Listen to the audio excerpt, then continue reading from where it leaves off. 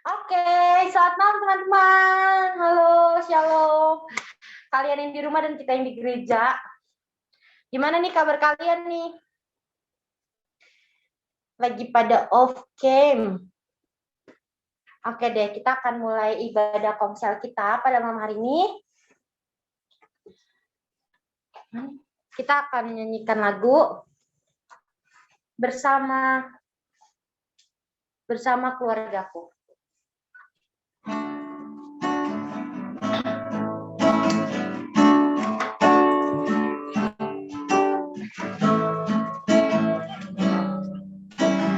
Kami datang di hadirat-Mu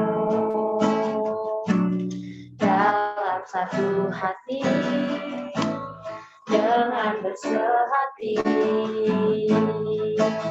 berjanji setia sampai akhir, mengasihi-Mu Tuhan, bersama keluargaku melayani Tuhan, bersatu selamanya mengasihi Engkau. Tiada yang dapat melebihi kasih-Mu ya Tuhan. Bagi kami Engkau segalanya. Mari kita nyanyikan lagu ini dari awal. Kami datang di hadirat-Mu dalam satu kasih dengan bersehati, berjanji setia sampai akhir, mengasihi-Mu Tuhan, bersama keluargaku melayani Tuhan, bersatu semuanya mengasihi Engkau. Tiada yang dapat melebihi kasih-Mu Tuhan. Bagi kami Engkau segala, bersama keluargaku melayani Tuhan, bersama keluargaku melayani Tuhan, bersatu selamanya mengasihi Engkau. Tiada yang dapat melebihi kasih-Mu ya Tuhan.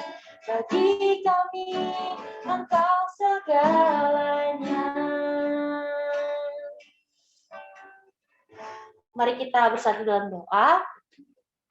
Tuhan Allah Bapa kami yang bertata dalam kerajaan surga, terima kasih karena Tuhan telah pimpin setiap dari kami, sehingga kalian bisa melaksanakan ibadah komsel secara hybrid, ada yang di rumah dan ada yang langsung di gereja. Kiranya Tuhan pimpin setiap dari kami, maupun teman-teman kami yang mungkin belum bisa join karena masih dalam perjalanan pulang kerja, kiranya Tuhan pimpin mereka sampai di rumah dengan selamat. Kiranya Tuhan pimpin ibadah kami juga dari awal pertengahan hingga akhir tanpa ada gangguan internet. Terima kasih Yesus, kami telah berdoa. Amin. Oke, teman-teman, next. Dengan penuh semangat dan bersukacita, yang di gereja kita tepuk tangan, yang di rumah juga tepuk tangan. Jadi, mari kita nyanyikan lagu Bertumbuh Dalam Kasih.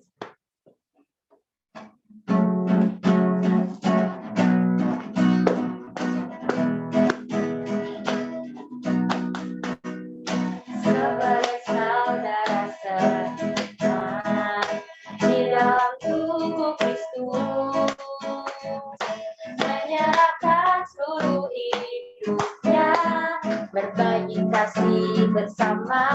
Kadang tawa, terkadang tangis,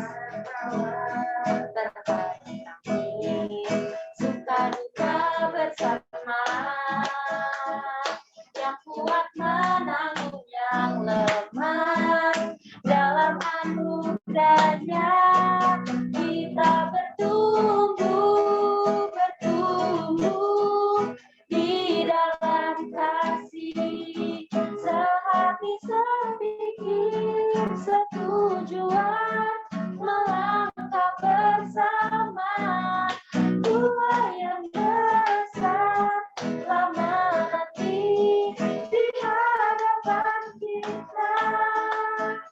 Siapkanlah dirimu untuk hari esok, dan Tuhan dimuliakan melalui gerejanya. Dengan penuh sukacita kita nyanyikan lagu ini dari awal. Sebagai saudara seiman di dalam tubuh Kristus, menyerahkan seluruh hidupnya, berbagi kasih bersama,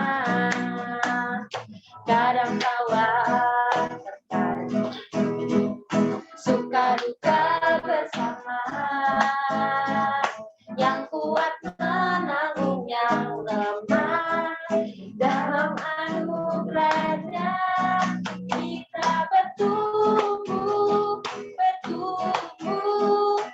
di dalam kasih, sehati sepikir setujuan melangkah bersama.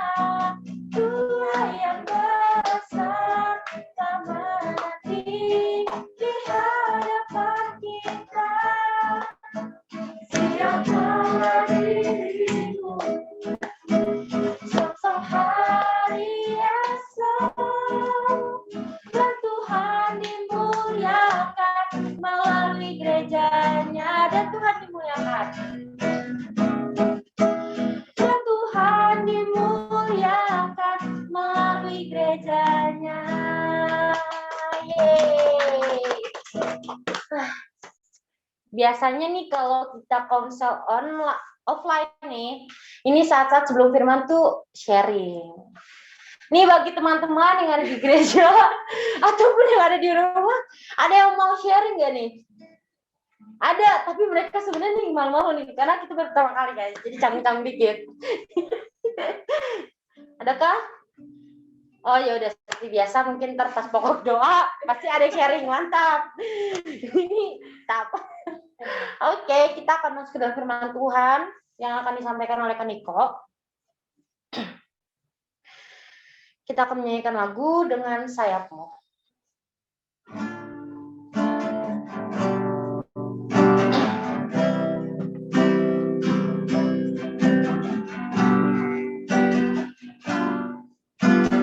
Firman-Mu berkata Kau besertaku, maka kuat roh dan jiwaku. Tangan-Mu Tuhan selalu ku nantikan, di setiap langkah ku percaya. Dengan sayap-Mu ku akan terbang tinggi di tengah badai hidup.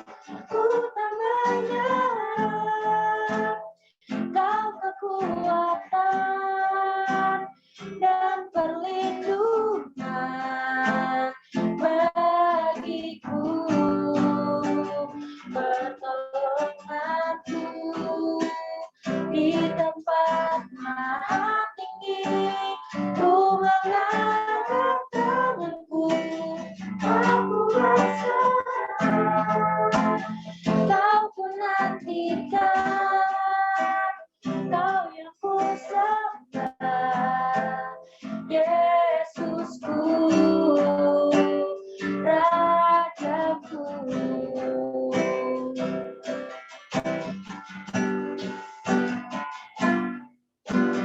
Firman-Mu berkata Kau besertaku,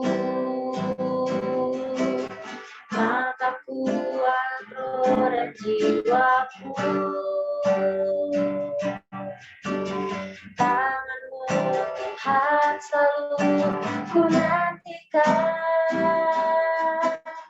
di setiap langkah ku percaya. Dengan sayap-Mu ku akan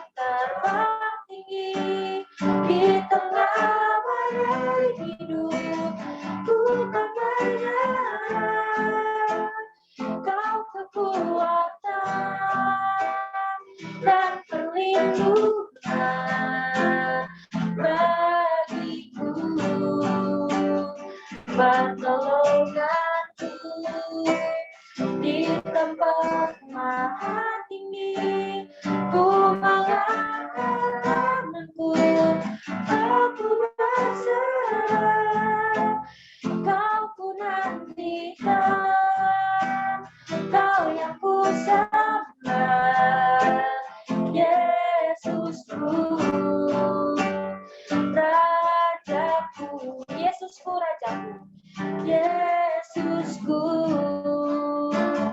Rajaku.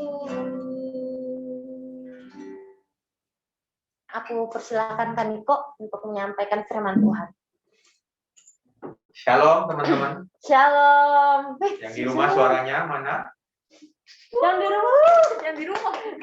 Ini yang di gereja sepi suaranya. Nggak kedengeran loh. Berasa udah tadi terus kan nyanyi sendirian lagi. Sepi banget gitu. Bentar ya, ambil lagi. Mana ucap saya? Dia menghilang. Oke, apa kabar teman-teman yang di gereja, yang di rumah, baik-baik? Baik. Lebih sepi ya ternyata daripada Baik. Baik juga. Oke, terima kasih. Ya kita bersyukur karena malam hari ini kita bisa adain komsel pertama gitu ya, komsel hybrid yang meskipun nggak tahu nanti bulan depan bisa lagi atau enggak karena kan Omikronnya naik lagi gitu. Ya semoga meskipun nanti kita tetap online jadinya kita tetap bisa semangat gitu ya.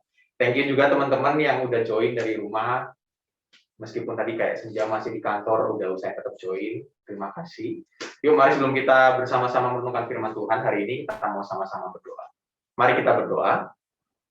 Tuhan Yesus, terima kasih karena malam hari ini Kau memberikan kami kesempatan untuk boleh sekali lagi bersekutu bersama. Kiranya Tuhan yang boleh bimbing setiap kami, supaya kami boleh mengerti dan memahami firman-Mu. Terima kasih ya Tuhan. Hanya di dalam nama Tuhan Yesus kami sudah berdoa. Amin. Oke. Kalau teman-teman yang di sini jelas pasti ya dengar suaraku. Kalau yang di rumah nanti nggak jelas, bisa kasih tahu ya, boleh lewat chat atau nanti bisa diambil langsung juga boleh ngomong gitu. Karena takutnya internetnya lagi jelek, terus nanti suaranya nggak kedengaran. Terus aku minta maaf karena nanti bakal sering lihat HP, karena aku lihat Zoom-nya dari HP.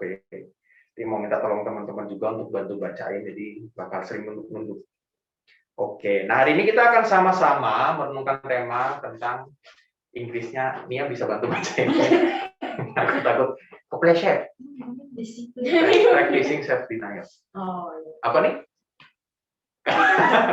Intinya temanya tentang bagaimana mempraktekkan tentang menyangkal diri gitu. Ini temanya agak susah, terus agak membingungkan buat kita yang mungkin jarang dengar gitu ya. Tapi buat kita yang udah ngerti, udah paham pasti. Nah, kita mau sama-sama buka dari Markus pasal 8. Markus pasal 8 ayat 31 sampai 38. Markus pasal 8 ayat 31 sampai ayat 38. Oke, teman-teman yang di gereja udah tahu. Markus 8 ayat 31 sampai 38. Oke, biar gampang aku mau minta tolong teman-teman yang di gereja aja ya untuk bacain. Tapi teman-teman yang di rumah juga harus standby karena nanti sepanjang kita merenungkan firman Tuhan ini aku bakal minta tolong kalian untuk bacain juga ya. Oke, Markus pasal 8 ayat 31 aku akan bacakan. Kemudian mulailah Yesus mengajarkan kepada mereka bahwa anak manusia harus menanggung banyak penderitaan dan ditolak oleh tua-tua, imam-imam kepala dan ahli-ahli Taurat, lalu dibunuh dan bangkit sesudah 3 hari. Ayat 32, minta tolong kali terus muter ke VV, nanti balik lagi ke aku ya. Oke. Ayat 32, hal ini dikatakannya dengan terus terang. Tapi Petrus menarik Yesus ke samping dan menegur dia. Maka berpalinglah Yesus dan sambil memandang murid-muridnya, ia memarahi Petrus katanya, "Nyamlah iblis, sebab engkau bukan memikirkan apa yang dipikirkan Allah, melainkan apa yang dipikirkan manusia." Lalu Yesus memanggil orang banyak dan murid-muridnya dan berkata kepada mereka, "Setiap orang yang mau mengikut aku, ia harus menyangkal dirinya, memikul salibnya dan mengikut aku. Karena siapa yang mau menyelamatkan nyawanya, ia akan kehilangan nyawanya. Tapi barang siapa kehilangan nyawanya karena aku dan karena Injil, ia akan menyelamatkan." Ayat 36, apa gunanya seorang memperoleh seluruh dunia, tetapi ia kehilangan nyawanya? Karena apakah yang dapat diberikannya sebagai ganti nyawanya? Sebab barang siapa malu karena aku dan karena perkataanku di tengah-tengah angkatan yang tidak setia dan berdosa ini, anak manusia pun akan malu karena orang itu apabila ia datang kelak dalam kemuliaan Bapaknya diiringi malaikat-malaikat kudus. Oke, thank you teman-teman. Ya teman-teman, kalau ngomong tentang menyangkal diri atau sederhananya menolak diri, menurut teman-teman apa sih menyangkal diri atau menolak diri itu? Kalau ditolak orang, ditolak calon pacar gitu kan belum jadi pacar, ditolak orang yang kita senengi, ditolak crush kita itu tahu gitu kan dan perasaannya udah ngerti. Tapi kalau misalnya menyangkal diri, menolak diri, menurut teman-teman kayak gimana sih? Boleh ini minta ininya pendapatnya, Karin, Cepi, Nia, VV, atau teman-teman yang di rumah kalau mau kasih pendapat juga boleh. Lewat chat gak apa-apa teman-teman, nanti ada juru bicaranya, VV yang bacain. Menyangkal diri atau menolak diri itu apa sih? Karena ini satu topik yang agak susah gitu ya, nggak semua kita bakal ngerti. Menyangkal diri itu seperti apa sih dan apa yang dimaksudkan oleh firman Tuhan. Satu aja deh dari gereja. Ada yang mau kasih pendapat, menyangkal diri, menolak diri itu apa? Nah, ini yang kebiasaan kalau komsel di gereja gitu, yang di gereja juga nggak ada yang mau jawab teman-teman. Sudah nih juga. Mikir dulu. Yang di rumah ada pendapat nggak? Teman-teman yang di rumah.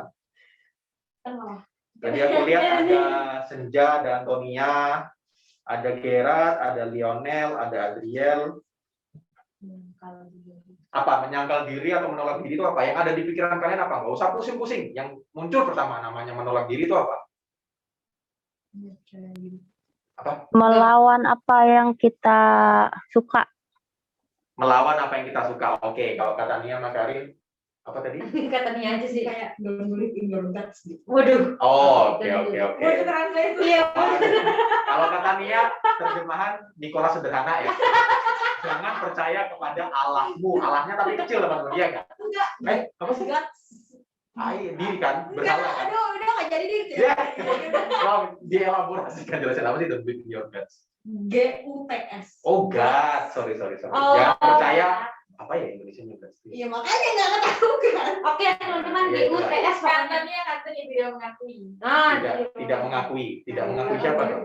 Katanya Raisan. Udah kayak yang memisan. Oke. Thank you teman-teman. Tapi aku udah bisa ngeliat sedikit kira-kira kalian paham atau enggak. Dan dari jawaban beberapa dari kita, ada yang udah mulai arah-arahnya betul ke arah sana gitu. Nah, aku sebetulnya ada slide, tapi nggak share screen ya. Aku udah share di grup Youth filenya, teman-teman bisa buka file PDF-nya. Tapi aku mau bacakan beberapa survei. Nah, teman-teman yang di sini terserah mau buka lewat HP atau dengerin aja nggak apa-apa. Nah, ini ada survei dari Bilangan Research Center. Ini survei memang ada organisasi yang benar-benar nge-survei dari beberapa gereja dan anak muda di Indonesia. Dan ini adalah hasil surveinya. Yang pertama, teman-teman bisa dengerin juga, 16,8% anak muda Kristen Indonesia tidak pernah berdoa secara pribadi atau saat teduh dalam 1 bulan terakhir. Oke, itu survei yang pertama ya. Kedua, 1 dari 4 orang Kristen Indonesia terkadang bahkan sering membaca Alkitab hanya karena terpaksa. 1 dari 4 orang Kristen di Indonesia itu membaca Alkitab karena terpaksa. Oke. Survei yang ketiga, 2 dari 5 orang Kristen Indonesia tidak berubah menjadi lebih sering membaca Alkitab, membaca buku atau artikel rohani, mendengarkan khotbah dan lain sebagainya dalam upaya untuk menumbuhkan iman. Terus, yang selanjutnya, 1 dari 5 orang Kristen di Indonesia dalam 1 bulan terakhir merasa semakin peka terhadap dosa, tapi nggak berusaha dengan sungguh-sungguh untuk bertobat. Jadi mereka sadar mereka berdosa, tapi nggak mau bertobat. Oke. 1 dari 6 orang Kristen di Indonesia sering berperilaku Kristen, tapi hanya untuk sekedar menjaga citra diri. Jadi sederhananya mereka berperilaku menunjukkan diri sebagai orang Kristen, bukan karena mereka pengen, cuma sekedar biar mereka dianggap baik, biar mereka dianggap oh iya, ini orang Kristen baik nih. Oke gitu. Nah, dari beberapa survei tadi, kira-kira kita termasuk dari orang-orang itu, dari segelintir orang yang tadi aku bacakan, atau dari orang-orang yang nggak termasuk dalam survei tadi. Intinya kita melakukan apa yang dikatakan survei tadi atau tidak. Nah, teman-teman nggak usah jawab, nggak apa-apa, cukup dipikirkan aja. Tapi kalau jawabannya, kita melakukan hal-hal yang dikatakan oleh survei tadi. Contohnya apa? Kita jadi orang Kristen cuma sekedar biar yang baik oleh orang lain.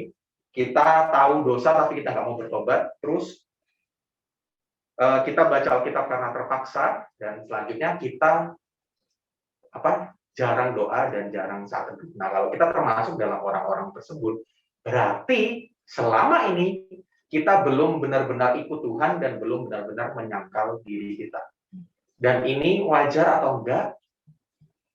Jawabannya bisa dibilang cukup wajar di dunia kita zaman sekarang, teman-teman. Karena ya dari survei tadi kan kita bisa lihat, meskipun kelihatannya dikit ya, 1 dari 4, terus 2 dari 5, tapi berapa ribu anak muda yang disurvei kan kita nggak tahu ya, dan pasti tuh ada ribuan anak muda di Indonesia yang disurvei, dan 1 dari 5 itu persentasenya juga lumayan gede, teman-teman.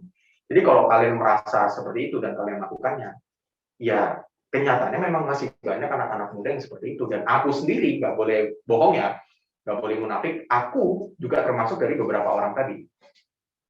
Contohnya kayak misalnya yang ini, mana sih tadi? Oh ini yang 16,8% tidak pernah berdoa secara pribadi dalam 1 bulan terakhir. Memang nggak full 1 bulan aku nggak berdoa, tapi kalau dibandingkan dengan tahun-tahun sebelumnya, di tahun kemarin, bisa dibilang presentasiku untuk berdoa kepada Tuhan secara pribadi itu sangat-sangat berkurang daripada tahun-tahun sebelumnya. Dan ya aku yakin teman-teman juga ada yang mengalami hal itu. Nah teman-teman, padahal dalam firman Tuhan yang kita baca tadi, yang namanya jadi orang Kristen, yang namanya jadi anak-anak Tuhan itu harus terus berusaha menyangkal diri. Nah, waktu teman-teman dengar firman Tuhan yang kita baca tadi, mungkin ada yang bertanya dalam hati gitu ya. Terus, boleh nggak sih kalau misalnya kita ikut Tuhan Yesus, kita jadi orang Kristen, tapi kita nggak mau menyangkal diri? Ya, jadi sederhananya, ya aku mau ikut Tuhan Yesus, tapi ya aku mau hidup semampu sendiri aja. Entah aku mau berbuat apa, ya terserah aku lah pokoknya. Boleh nggak sih seperti itu, Kak Niko? Atau misalnya, sekarang di dunia ini lagi ngetren apa, yang sebetulnya itu menurut firman Tuhan itu salah dan nggak boleh. Tapi boleh nggak sih aku jadi orang Kristen, tapi tetap ikut tren-tren yang ada? Boleh nggak sih? Nah itu seringkali jadi pertanyaan kita gitu ya. Dan jawabannya kadang nggak sesimpel kayak boleh atau enggak, teman-teman. Jawabannya tuh balik lagi kayak tergantung hati kita. Nah hari ini kita mau belajar gimana sih caranya supaya kita bisa benar-benar jadi orang Kristen yang taat sama firman Tuhan, yang bisa menyangkal diri kita. Tapi di saat yang bersamaan juga, kita bisa tetap menikmati dan enjoy akan hal itu. Nah, hari ini firman Tuhan yang kita baca, khususnya ayat 34 tadi yang sudah dibacakan, firman Tuhan mengatakan bahwa Tuhan Yesus mengatakan, setiap orang yang mau mengikut aku, ia harus menyangkal dirinya, memikul salibnya, dan mengikut aku. Nah, teman-teman harus perhatiin ada kata harus di sana. Nah, kata harus itu berarti ya nggak boleh nggak. Kalau kita mau ikut Tuhan Yesus, kalau kita mau jadi anak Tuhan, pasti harus menyangkal diri. Jadi nggak ada cara gampang, oh iya aku ikut Tuhan, tapi aku nggak mau menyangkal diri. Aku ikut Tuhan, tapi aku mau ya hidup semua aku aja. Berarti jawabannya nggak bisa, teman-teman. Tapi, apakah yang namanya menyangkal diri itu selalu menderita? Nah, nanti kita akan belajar sama-sama. Nah, di slide aku tulis, aku ada tips gitu ya. Singkatannya 3M. 3M supaya kita bisa hidup menyangkal diri kita. Ya, menyangkal diri kedengarannya nggak enak gitu loh. Tapi ya itu mau nggak mau kita harus lakukan. Nah, 3M. M yang pertama adalah memiliki mindset yang benar. Punya pola pikir, punya mindset yang benar. Karena kalau kita nggak punya mindset yang benar, endingnya adalah kita merasa terpaksa jadi orang Kristen. Kita akan merasa, oh jadi orang Kristen itu nggak enak ya. Oh jadi orang Kristen itu rasanya menderita terus ya. Nah oleh karena itu kita harus punya mindset yang benar. Nah aku aja teman-teman untuk buka dari Efesus pasal 2 ayat 1 sampai 3. Efesus pasal 2 ayat 1 sampai 3. Nah kali ini aku mau minta tolong teman-teman yang di rumah untuk bantu bacain. Efesus pasal 2 ayat 1 sampai ayat 3. Di slide aku cuma tunjukkan penggalannya, nggak full, jadi teman-teman harus buka sendiri di Alkitabnya masing-masing. Efesus pasal 2 ayat 1 sampai ayat 3. Ayat 1 minta tolong Antonia untuk bantu bacain. Ayat 2 minta tolong Senja. Ayat 3 minta tolong Gerard kalau bisa untuk bantu bacain. Oke. Ayat 1 silakan Antonia. Sebentar. Oke.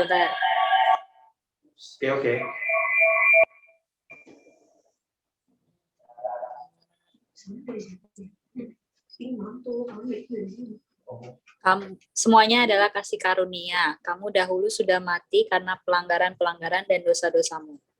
Oke, thank you Antonia. Ayat 2, Senja. Kamu hidup di dalamnya karena kamu mengikuti jalan dunia ini. Karena kamu mentaati penguasa kerajaan angkasa, yaitu roh yang sekarang sedang bekerja di antara orang-orang durhaka. Oke, thank you Senja. Ayat 3, Gerard kalau boleh.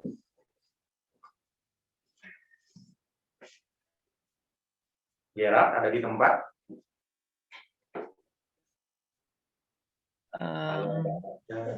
Tunggu. Efesus pasal 2 ayat 3, Gerard.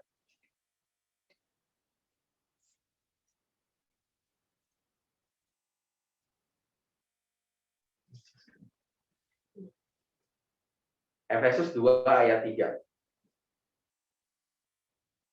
Tunggu sebentar ya. Oke, nggak apa-apa, Kak Niko tunggu.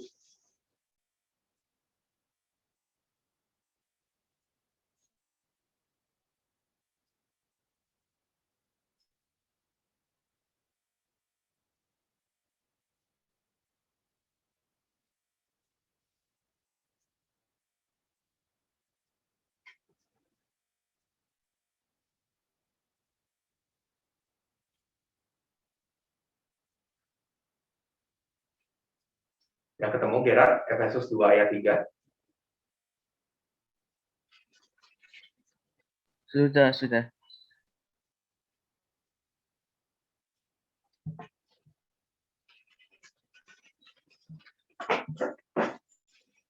Sebenarnya dahulu kami semua juga terhitung di antara mereka. Ketika kami hidup di dalam hawa nafsu daging dan menurut kehendak daging dan pikiran kami yang jahat, pada dasarnya kami adalah orang-orang yang harus dimurkai sama seperti mereka yang lain. Oke, terima kasih teman-teman. Nah, teman-teman berhubung udah di share screen, dibantu share screen sama Nia. Kita lihat di slide yang selanjutnya ya. Di slide selanjutnya perhatikan yang kata-kata yang di stabilo gitu ya. Nah, kata-kata itu menunjukkan apa? Firman Tuhan mengatakan kita sudah mati karena pelanggaran-pelanggaran dan dosa. Karena kita mengikuti jalan dunia, karena kita menuruti kehendak dan pikiran kita yang jahat. Firman Tuhan pengen ngasih tahu ke kita bahwa sebetulnya kita itu udah mati secara rohani. Nah, makanya kenapa kita perlu menyangkal diri kita? Karena sebetulnya ketika Adam dan Hawa jatuh dalam dosa, ketika dosa masuk ke dunia ini, dosa itu mematikan kita, sehingga kita akhirnya ya kalau Tuhan benar-benar adil ya, kalau Tuhan nggak punya kasih, udah harusnya kita masuk ke neraka. Karena semua manusia itu berdosa. Nggak ada yang bisa masuk surga. Nggak ada yang bisa selamat. Kalau hitung-hitungannya Tuhan seadil itu, kita semuanya akan mati, kita semua akan menerima penghakiman, kita semua akan menerima penghukuman. Tapi, ayat firman Tuhan nggak berhenti sampai di sana. Di ayat 4 sampai ayat 6, firman Tuhan mengatakan demikian. Aku akan bacakan untuk kita semua. Tapi Allah yang kaya dengan rahmat, oleh karena kasih-Nya yang besar, yang dilimpahkannya kepada kita, telah menghidupkan kita bersama-sama dengan Kristus. Sekalipun kita telah mati oleh kesalahan-kesalahan kita, oleh kasih karunia kamu diselamatkan. Dan di dalam Kristus Yesus, Ia telah membangkitkan kita juga dan memberikan tempat bersama-sama dengan Dia di surga. Nah, tapi bersyukurnya, puji Tuhannya, firman Tuhan nggak berhenti sampai di sana. Kalau berhenti sampai di sana, kita nggak bakal hidup sekarang. Sejak zaman bangsa Israel dihukum, udah nggak ada belas kasihan Tuhan, udah mati semua. Karena manusia semuanya nggak ada yang benar, semuanya nggak ada yang layak diselamatkan, semuanya pantas mati, pantas menerima penghukuman. Tapi bersyukur, Tuhan kita adalah Tuhan yang adil, tapi Tuhan yang juga penuh kasih. Dan karena itu, Tuhan Yesus turun ke dunia ini menyelamatkan kita.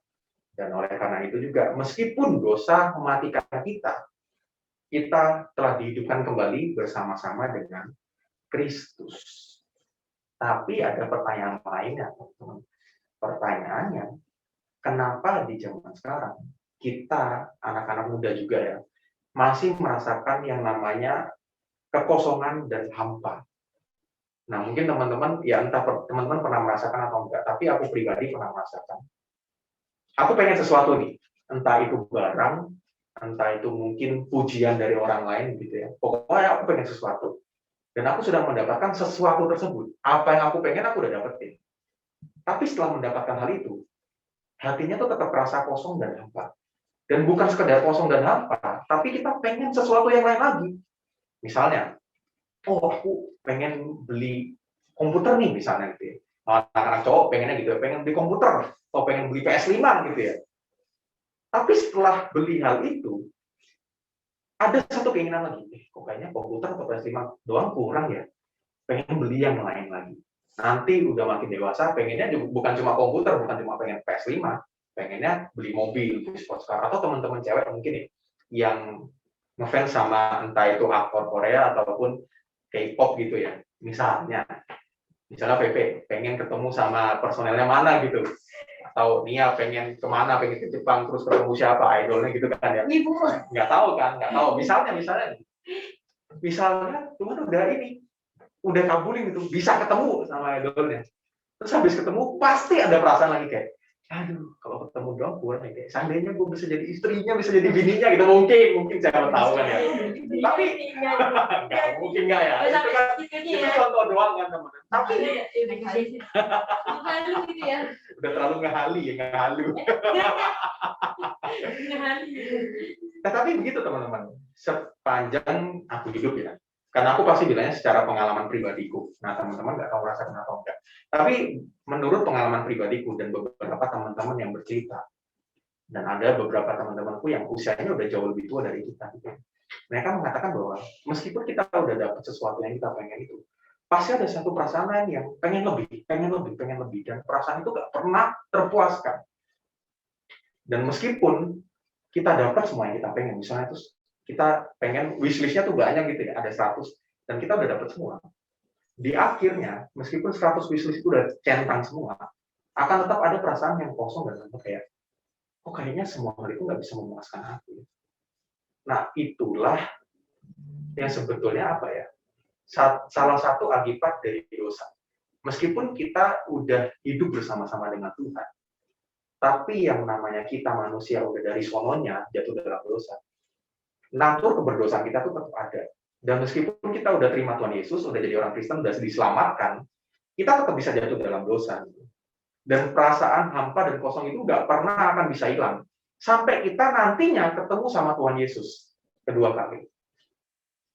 Kita bisa misalnya, kita udah maksudnya waktu merasa kosong hampa, kita balik ke Tuhan. Tuhan, tolong aku lah Tuhan, supaya aku nggak merasa kosong dan hampa lagi. Kita bisa, akhirnya kita sadar, kita butuh Tuhan Yesus. Tapi perasaan kosong dan hampa itu akan terus ada sampai nantinya kita bertemu dengan Tuhan Yesus kedua kalinya, teman-teman.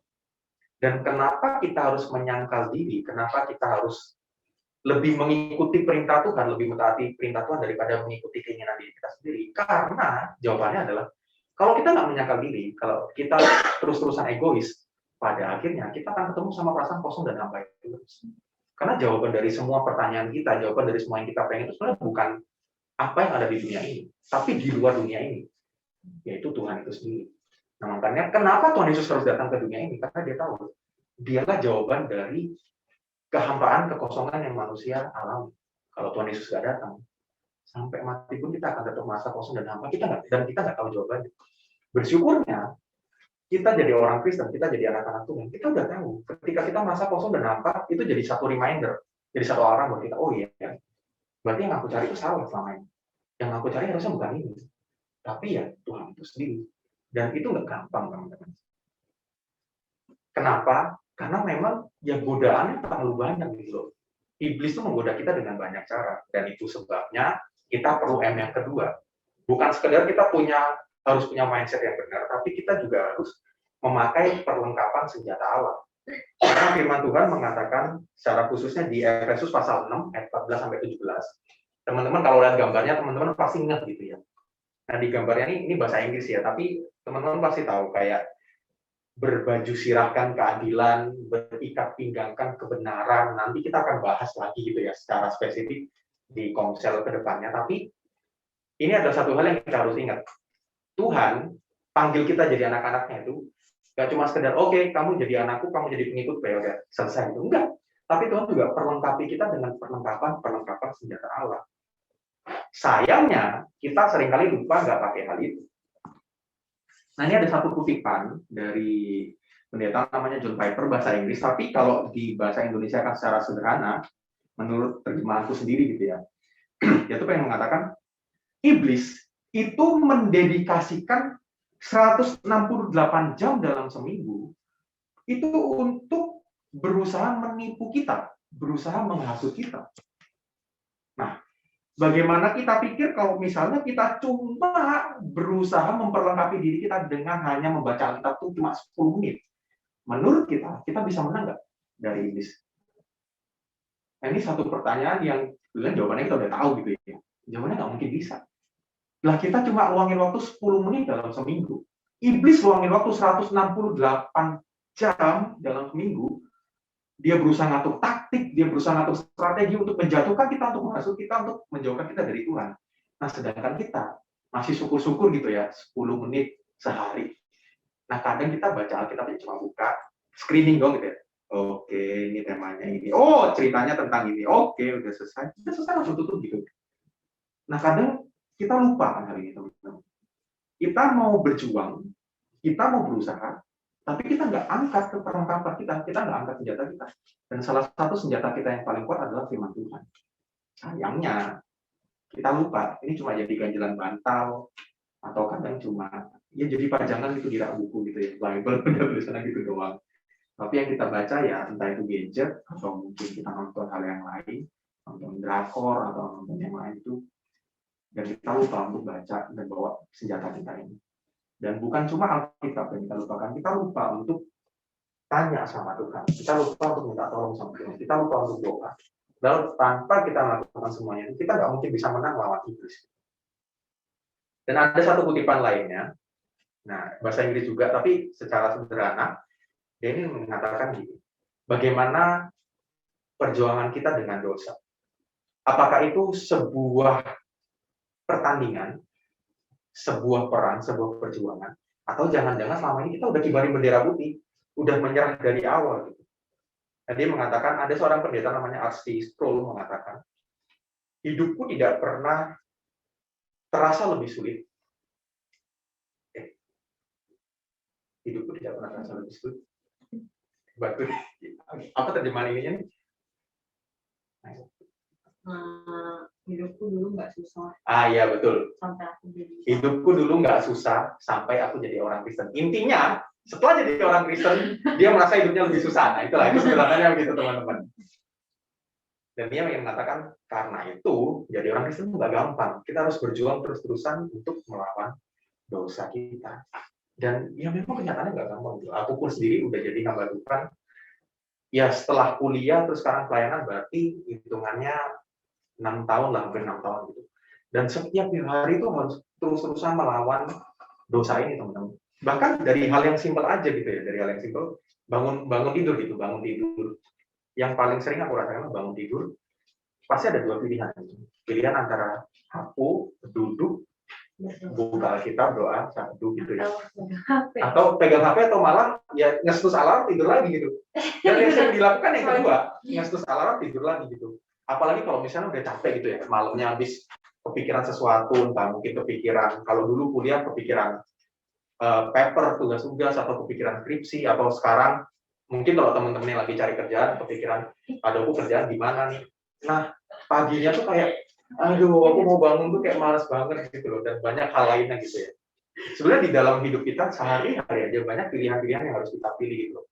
Antara ya udah ikutin kehendakku sendiri, atau ya ikutan yang baik menurut Tuhan gitu. Dan seringkali kita udah kalah duluan, kayak udahlah, males lah, udahlah, susah jadi orang Kristen tuh susah, baca Alkitab tuh susah, ikutin perintah Tuhan susah, udahlah aku jangan duluan, kibarin bendera putih duluan. Dan ya itulah yang sering kita lakukan gitu. Padahal ya harusnya sebagai orang Kristen kita harus terus berjuang, dan seandainya gagal pun nggak apa-apa, it's okay, karena ada M yang ketiga gitu. Ketika kita gagal, ketika kita jatuh, jangan kayak udah Tuhan gagal, aku susah lah jadi orang Kristen, susah lah ikut Tuhan, nggak usah berjuang aku. Jangan teman-teman. Seringkali kalau kita gagal yang ada di pikiran kita, aduh aku gagal nih, nggak bisa ikut perintah Tuhan, ya udahlah, Tuhan pasti nggak mau ampunin aku. Tuhan pasti nggak mau terima aku lagi. Siapa lah? Aku cuma manusia berdosa yang nggak dianggap siapa-siapa sama orang di dunia ini. Udahlah, nggak usah ikut Tuhan lah, susah ikut Tuhan. Padahal sebenarnya kalau kita jatuh dalam dosa, kita gagal menyangkal diri kita gagal mengikuti perintah Tuhan. Tuhan bilang, it's okay, balik lagi kepadaku, minta ampun dan bertobatlah. Jangan lakukan kesalahan lagi. Dan itu adalah firman Tuhan. Ada dalam 1 Yohanes pasal 1 ayat 9.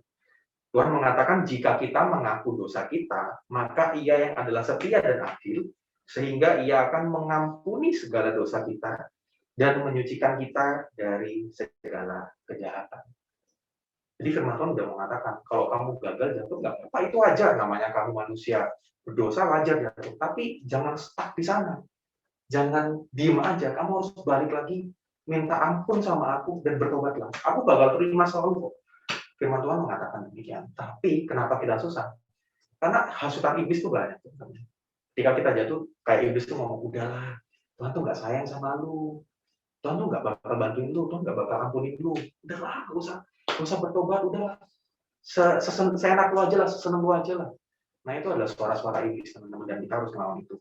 Makanya kita harus menyangkal diri, karena setiap hari iblis itu menggoda kita untuk, ya udahlah, nggak usah menyangkal diri. Lu senang-senang aja, gak usah ikutin perintah Tuhan, karena itu susah kok. Padahal suara-suara itu yang seharusnya kita lawan. Dan seandainya kita gagal pun, it's okay, Tuhan masih terima kita. Nah, ada satu kutipan lagi yang aku suka dari John Piper. Di salah satu artikel yang dia bilang tuh dia ngomong, biarkanlah kebebasan untuk gagal itu memberi kita satu pengharapan untuk terus berjuang. Dari firman Tuhan tadi 1 Yohanes, berarti kan kita bisa nangkep, oh ya berarti gagal tuh wajar. Tuhan nggak apa-apa kok, Tuhan memperbolehkan kita gagal. Nah sayangnya, ketika kita baca firman Tuhan itu, kita malah jadi kayak, oh ya udahlah gagal lah, nggak apa-apa lah, ya udahlah nggak usah berjuang lah ya, santai-santai aja gitu. Nah kita salah namanya, padahal kebebasan kita untuk gagal itu membuat kita lebih semangat lagi untuk berjuang, karena kayak Tuhan memang pengen kita berjuang kok. Kalau kita nggak berjuang melawan itu ya endingnya ya apa bedanya kita dengan dulu waktu kita mati secara rohani, nggak ada bedanya. Salah satu kebohongan dari iblis, kebohongan dari si jahat adalah satu kutipan ini. Ya.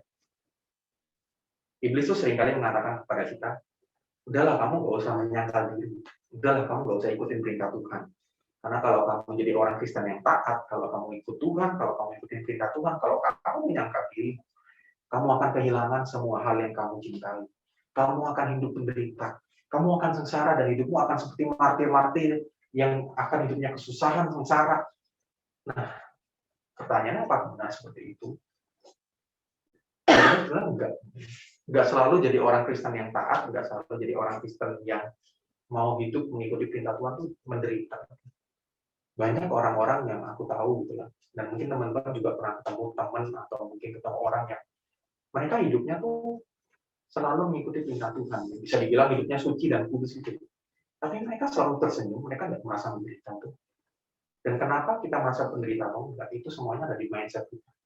Yang ada di pikiran kita, oh ikut Tuhan Yesus susah, nggak enak, pasti banyak kesarannya. Padahal kenyataannya nggak seperti itu.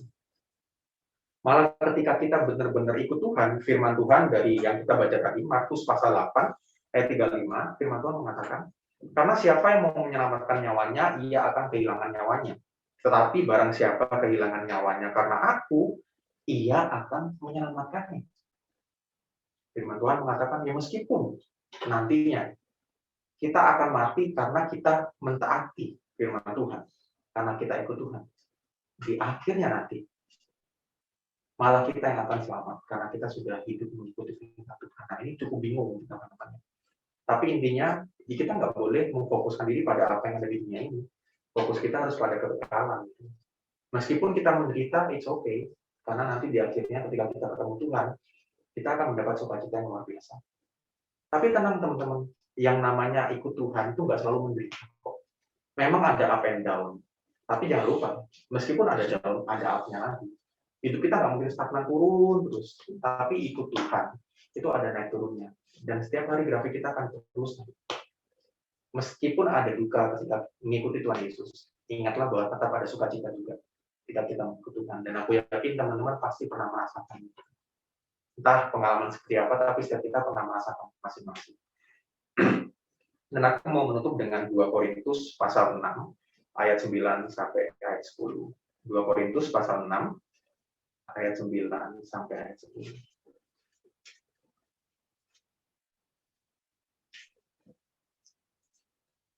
Korintus pasal 6 ayat 9 sampai 10 ini adalah perkataan Rasul Paulus kepada jemaat di Korintus.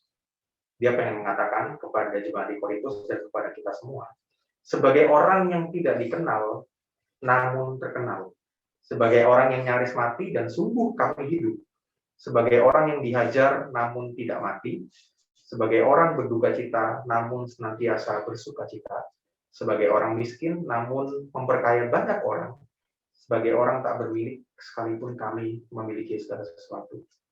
Nah, mungkin orang-orang menganggap kita sengsara, menganggap kita menderita, tapi Rasul Paulus mengatakan, di tengah segala hal yang ia alami itu, ia tetap bisa bersuka cita, ia tetap bisa berbahagia gitu ya, karena dia ikut Tuhan Yesus. Dan sekali lagi teman-teman, sukacita dan kedamaian yang sejati itu hanya ada di dalam Kristus. Kita nggak akan bisa dapat sukacita dan kedamaian sejati dari apa yang ada di dunia ini. Jadi meskipun susah, meskipun nggak gampang, yuk kita sama-sama berjuang. Jangan cuma mikir, jangan cuma nyusun strategi gitu ya. Tapi kita sama-sama mulai untuk berjuang, menyangkal diri kita. Karena satu-satunya cara untuk mengikut Tuhan adalah terus menyangkal diri, supaya kita bisa semakin serupa dengan Tuhan sendiri. Amin. Mari kita berdoa. Tuhan Yesus, terima kasih untuk malam hari ini. Kami sudah belajar tentang apa itu menyangkal diri Tuhan. Satu hal yang gak gampang, tapi kami yakin dan percaya bahwa ketika kami mempunyai niatan, mempunyai kemampuan, Tuhan yang akan menolong setiap kami. Kiranya Tuhan yang boleh menolong kami. Hanya di dalam nama Tuhan Yesus kami sudah berdoa. Amin. Amin.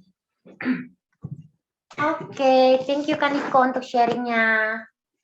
Seperti biasa kita akan masuk ke dalam sesi doa dan sharing.